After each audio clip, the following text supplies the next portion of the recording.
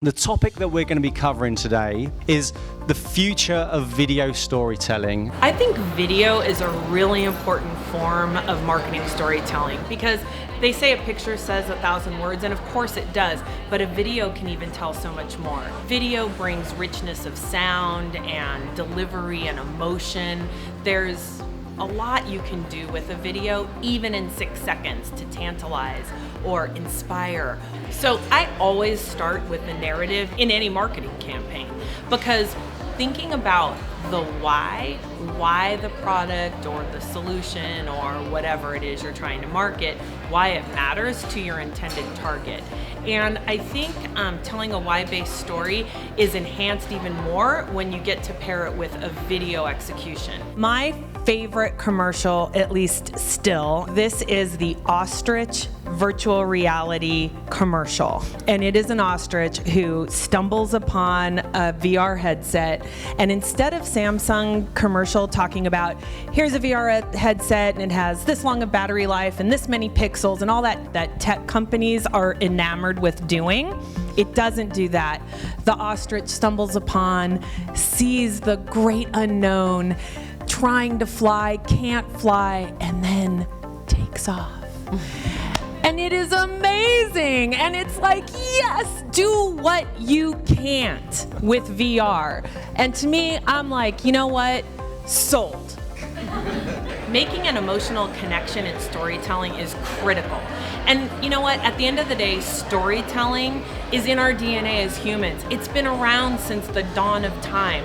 And the best way to get your story heard, known, remembered is if you relate it in a really powerful narrative. I have something that I call the Chris Griffin filter. My last name is Griffin. You can guess Chris is my husband.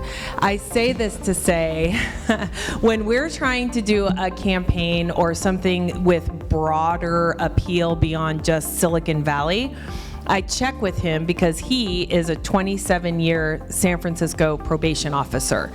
Not techie, not in our industry, nothing like that. And so if I can create a story that's super compelling and interesting and is wrapped around the why, and I test it on Chris and he understands what I'm talking about, I think I have a winner. At Intel, we're challenged to use our own technology in our marketing.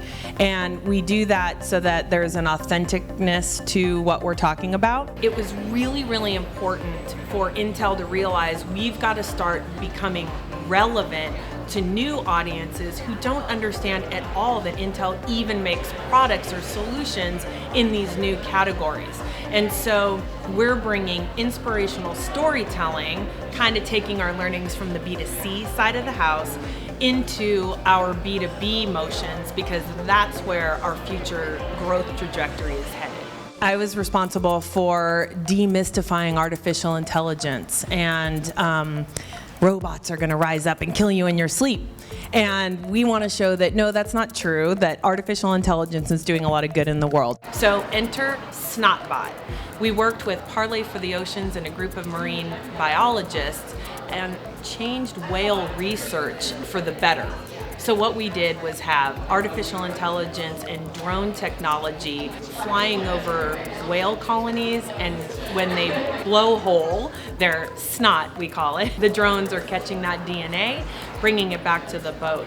Whale research has advanced by light years now that we have this artificial intelligence and drone technology. So from our perspective, we think these films are a really great way to break through and to get our goals met.